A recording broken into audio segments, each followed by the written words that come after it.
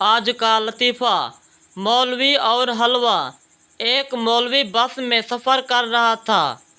अगली सीट पर एक औरत बार बार अपने बच्चे से कह रही थी, बेटा तुम ये हलवा खा लो वरना मैं इस मौलवी अंकल को दे दूंगी। जब औरत ने चौथी बार यही कहा तो मौलवी बोला, बहन जी जल्दी फैसला कर लो, तुम्हारी वजह से मैं 4 स्टॉप आगे आ चुका हूँ। माँ अपने बेटे से, बेटा तो अपने बाल क्यों नहीं कटवाता?